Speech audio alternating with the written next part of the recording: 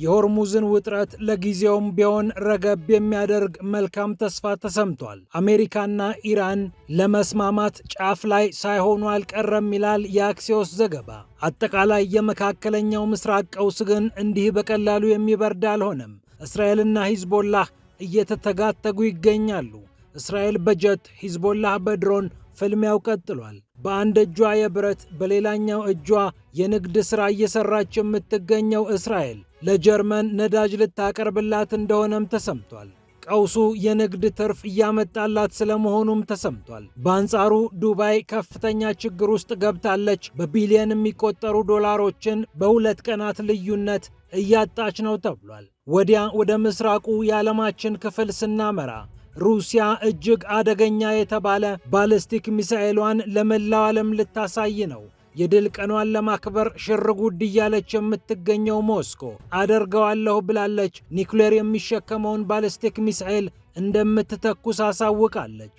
ፑቲን ጠፍተዋል፣ ምሽግ ውስጥ ገብተዋል፣ ዋሻ ውስጥ ናቸው፣ የግድያና የመፈንቅለ መንግስት ፍርሃት አለባቸው ተብሎ በምዕራቡ ዓለም መገናኛ ብዙሃን ቢነገርም ፑቲን ግን ድምፃቸውን አጥፍተው መልሳቸውን ባለም አቀፉ ባሊስቲክ ሚሳኤል አድርገውታል ነው የተባለው። ሩሲያ የድል በዓሉን በምን አይነት መልኩ እንደምታከብርም ማሳውቃለች። ከዩክሬን የሚመጡ ጥቃቶችን በተመለከተም ምላሽ ሰጥታለች። ይህ እንደተጠበቀ ሆኖ የፑቲን ቀኝ እጅ ጀርመኖች ገና ከናዚነት አልጸዱም ማለታቸው ከፍተኛ ውዝግብ ፈጥሯል። ትላንት አሸንፈናቸዋል፣ ይህንን ሽንፈታቸውን ግን መቀበል አልፈለጉም ሲሉ አስደንጋጭ ነገር ተናግረዋል። ፒያሳ ኔትወርክን ስትከታተሉ ሁሉንም በጥልቀት ታገኛላችሁ።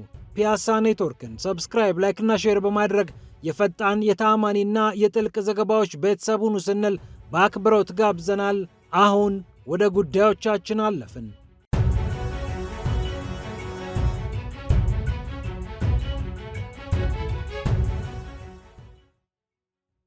በቅድሚያም አጫጭር የመካከለኛው ምስራቅ ዜናዎችን እንመልከት። እስራኤልና ሂዝቦላህ አሁንም እየተተጋተጉ ነው። የሰላም ተስፋ ብርት ጥፍት በሚልበት መካከለኛው ምስራቅ እስራኤል በጀት ሂዝቦላህ በድሮን እየተፋለሙ ቀጥለዋል። በኢራን ይደገፋል የምትለውን ቡድን ወታደራዊ መሠረተ ልማቱን አውድሜበታለሁ ያለችው እስራኤል የእስራኤል ጦር በተለያዩ የሊባኖስ አቅጣጫዎች የተቀናጀ ጥቃት መፈጸሙን አሳውቃለች። ጦሩ ከሂዝቦላህ ድሮኖች ተተኩሰውብኝ ነበር፣ ወታደሮቼ ላይ ድሮኑ አርፏል ብሎ መግለጫ ማውጣቱም ይታወቃል። እስራኤል በደቡብ ሊባኖስ የሚገኙ መንደሮች ውስጥ ያሉ ዜጎች እንዲወጡ በፍጥነት እየጠየቀች ያለ ሲሆን ሂዝቦላህና ቴል አቪቭ የሚያደርጉት ፍልሚያ በቀጣይ ቀናትም ተጠናክሮ እንደሚቀጥል ተሰግቷል።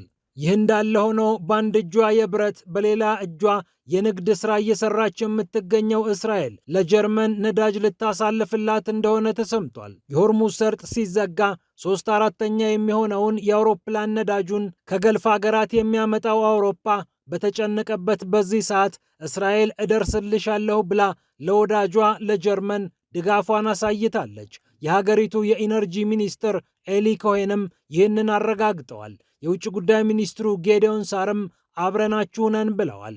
የተፈጥሮ ጋዝም ላይ እናግዛታለን፣ የአውሮፕላን ነዳጅም በእስራኤል በኩል እንዲያልፍና ጀርመን ከአቅርቦቷ እንዳትቆራረጥ እናደርጋታለን ብላለች ሀገረ እስራኤል። የመካከለኛው ምስራቅ ቀውስ አውሮፓንም ክፉኛ እያመሰ ሲሆን የአውሮፓ ሀገራት የተለያዩ የነዳጅ ምንጮችን በማሰስ ላይ ይገኛሉ። ሩሲያ ላይ የኮሩት እነዚህ ሀገራት የሩሲያ ነዳጅ ምንኛ እንደሚያስፈልጋቸው በሚገባ የተረዱ ይመስላሉ። ይህ እንደተጠበቀ ሆኖ ቀውሱን ለማስቆም አሜሪካና ኢራን እየመከሩ እንደሚገኙ አክሲዮስ ከዘገበ በኋላ ተስፋ አለ፣ ሊስማሙ ጫፍ ላይ ደርሰዋል ብሏል። የአንድ ገጽ የመግባቢያ ስምምነት ላይ ሊስማሙ ከጫፍ ደርሰዋል ያለው አክሲዮስ በቀጣይ ደግሞ በየምዕራፉ የኒውክሌር ጉዳይ ላይ እንደሚመክሩ እየተነገረ ይገኛል። ሌሎች ዓለም አቀፍ መገናኛ ብዙሃን ግን ይህንን ገለልተኛ ሆነን ባናረጋግጥም እንዲህ አይነት ነገር እየተወራ ነው ብለዋል።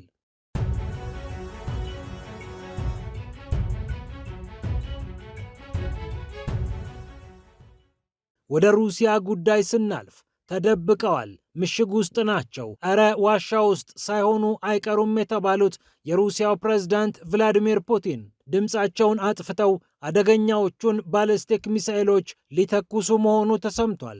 የሩሲያ የድል ቀን እየመጣ ባለበት ሰዓት ሞስኮ ናዚ ጀርመንን ያሸነፈችበትን ልዩ በዓል ለማክበር ሽርጉድ በምትልበት ጊዜ ነው እነዚህ ባሊስቲክ ሚሳኤሎች ይተኮሳሉ የተባሉት። ኩራ በተሰኘውና ኮምቻትካ በተባለው ቀጠና የሚገኘው ሚሳኤሎች የሚሞከሩበት የሚፈተሹበት አካባቢ ይህንን የሚሳኤል ሙከራ እንደሚያስተናግድም እየተጠበቀ ይገኛል።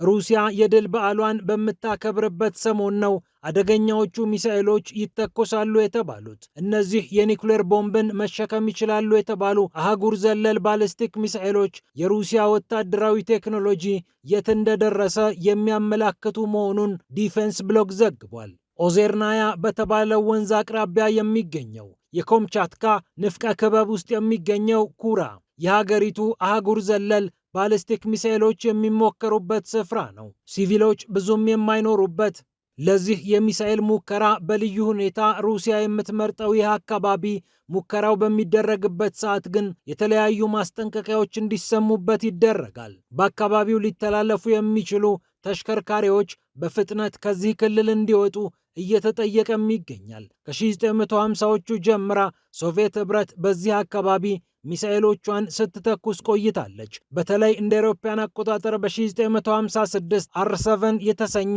አህጉር ዘለል ባሊስቲክ ሚሳኤል እንደሞከረችበት ይታወቃል። ሶቪየት ኅብረት ከዚያ ዘመን ጀምሮ 300 ጊዜ አደገኞቹን ሚሳኤሎች በዚህ አካባቢ ሞክራለች። የቭላዲሚር ፑቲን መምጣትን ተከትሎ ሩሲያ ስትነቃቃ ይህንን አካባቢ ዳግም ለአህጉር ዘለል ባሊስቲክ ሚሳኤሎች መተኮሻ አድርገዋለች። አርኤስ 28 ሳርማት ቡላቫ የተሰኙት ከሰርጓጅ መርከቦች የተወነጨፉት ሚሳኤሎችና ተያያዥ ፕሮግራሞችም ይህንን አካባቢ በሚገባ ተጠቅመውበታል።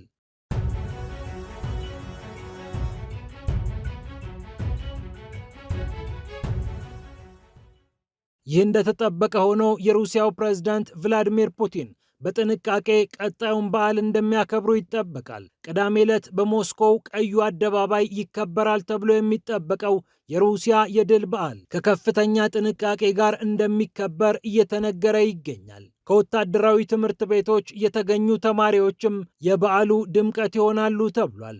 ሱቮሮቭ እና ናኪሞቭ የተባሉት የጦር ትምህርት ቤቶች ተማሪዎቻቸውን ልከው ቀዩን አደባባይ እንደሚያደምቁ ይጠበቃል። ይሁንና እንደ ወትሮው ሁሉንም የጦር መሳሪያ ኤሊት ወይም ደግሞ ልምድ ያለውን ኃይል ሩሲያ ላታሰማራ እንደምትችል ተነግሯል። የክሬምሊን ቃል አቀባይ የሆኑት ዲሚትሪ ፔስኮቭ ኪየቭ ከቅርብ ጊዜ ወዲህ በሲቪሎች ላይ እየፈጸመች ያለችው ጥቃት እንድንጠነቀቅና ከሽብር ድርጊቷ እንድንርቅ አድርጎናል ብለዋል። ከዚህ ቀደም የተለያዩ የጦር መሳሪያዎቿን በተለይ አዳዲሶቹን የምታሳይበት ልዩ በዓል ነበር ይህ የሩሲያ የድል በዓል። በቅርብ ጊዜ ውስጥ ያሉ ስጋቶችን ታሳቢ ባደረገ መልኩ ግን በዓሉ የጦር መሳሪያ ትርኢት ብዙም ከማሳየት እየተቆጠበ ይገኛል። ከ2 ዓመት በፊት በ2024 ቲ-34 የተባለ ታንክ ብቻ ከጦር መሳሪያዎች ቀርቦ እንደነበር የሚታወቅ ነው። ቭላዲሚር ፑቲን ይህ በዓል በልዩ ሁኔታ እንዲከበር ሲያደርጉት ቆይተዋል። ከ18 ዓመታት በፊት ፑቲን ይህንን በዓል በልዩ ሁኔታ ሲያከብሩ እንዲህ ብለው ተናግረው ነበር። ለምንድን ነው ታንኮቹን፣ ሚሳኤሎቹን ልክ እንደ ሶቪየት ዘመን የምታሳዩን ተብለው ሲጠየቁ ፑቲን እንዲህ አሉ። ይህ ተራ ጦረኝነት አይደለም፣ ማንንም ለማስፈራራት አስበን የምናደርገውም አይደለም። የጦር መሳሪያ እንዳለን ይታወቃል።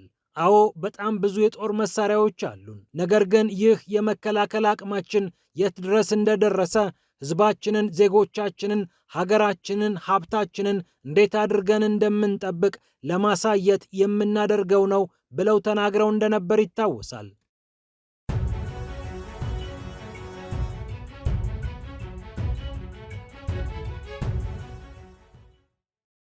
ከሩሲያና ከኔቶ ጉዳይ ሳንወጣ ጀርመን በሩሲያ ክፉኛ ተወቅሳለች። ዲሚትሪ ሜድቬዴቭ የፑቲን ቀኝ እጅ፣ ከዚህ ቀደም ሩሲያን በፕሬዝዳንትነት ያስተዳደሩት ሰው ጀርመንን እጅግ የሚነቁር አስተያየት ጽፈዋል። 81ኛውን የሩሲያን የድል በዓል መሠረት አድርገው ዲሚትሪ ሜድቬዴቭ ሲጽፉ እንዲህ አሉ። በሁለተኛው የዓለም ጦርነት ወቅት ናዚ ጀርመን በተሸነፈበት ጊዜ ጀርመኖች ሙሉ ለሙሉ ከናዚነት ሳይጸዱ ቀርተዋል። አሁንም ያንን ፍሬ እየተመለከትን እንገኛለን ብለው ነው የጻፉት ዲሚትሪ ሜድቬዴቭ። በጽሑፋቸውም የሩሲያ የውጭ ደህንነት አገልግሎት ኤስቪአር የጠቀሰውን ነገር አንስተዋል። በጀርመን የናዚ ዘመን ቅሪቶች አሁንም አሉ የሚለው የደህንነት መስሪያ ቤቱ በጀርመን ባለስልጣናት ዘንድ በሶቪየት ህብረት አሸናፊነት ያለማመንና ይህንን የመበቀል ፍላጎት አለ። የኑረምበርግ ችሎቶችን እንዲሁም ሌሎች ከሁለተኛው የዓለም ጦርነት በኋላ የመጡ ውሳኔዎችን በርሊኖች ሲያከብሩት አይታይም። ለዚህ ደግሞ ሩሲያን መበቀል እንደ አንድ ትንፋሽ ማስወጫ እየተመለከቱት ይገኛሉ ብላለች ሞስኮ። የሩሲያ የውጭ ጉዳይ ሚኒስቴር ቃል አቀባይ የሆኑት ማሪያ ዛካሮቫም በቅርቡ እንደተናገሩት የሶቪየት ህብረት ድል በአጋጣሚ ወይም በስህተት እንደመጣ አድርገው ጀርመኖቹ ሊስሉት እየሞከሩ ይገኛሉ። ይህም ብዙ ችግር ፈጥሮብናል ብለዋል። ጀርመን የጦር ኃይሏን ለማደራጀት እና ከሩሲያ ይመጣል ላለችው ስጋት ህዝቧና ጦሯ እንዲዘጋጅ በተደጋጋሚ እያሳወቀች እያወጀች ትገኛለች።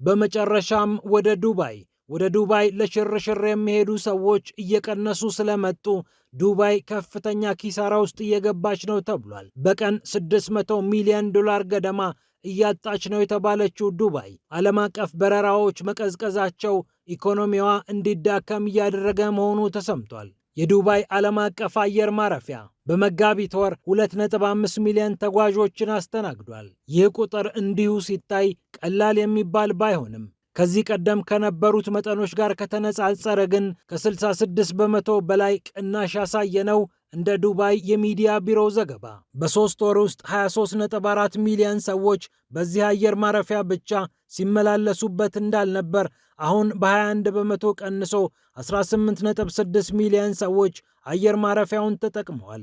ዴሊ ሜል ደግሞ ዱባይ በሆቴሎች መዘጋትና በሌሎችም ምክንያቶች በቀን $600 ሚሊዮን ገደማ ገንዘብ እያጣች ነው ብሎ ዘግቧል። አንዳንድ አሃዞች 450 የሚሆኑ በዱባይ የሚገኙ ሆቴሎች ከስራ ውጪ መሆናቸውን እየጻፉ ይገኛሉ። አሜሪካና ኢራን ከተስማሙበት የተኩስ አቁም ስምምነት በኋላ ከአንድም ሁለት ጊዜ የነዳጅ ማጣሪያዎቿ ላይ ጥቃት የተሰነዘረባት የተባበሩት አረብ ኤምሬትስ የምትመካበት የቱሪዝም ዘርፍ ክፉኛ እየተጎዳ መሆኑን ዓለም እያስተዋለ ይገኛል። ፒያሳ ኔትወርክን ስትከታተሉ ስለቆያችሁ ክብረት ይስጥልን ብለናል። ፒያሳ ኔትወርክን ሰብስክራይብ፣ ላይክ እና ሼር በማድረግ የፈጣን የተአማኒና የጥልቅ ዘገባዎች ቤተሰብ ሁኑ ስንል በአክብሮት ጋብዘናል። ሰላም ለዓለማችን።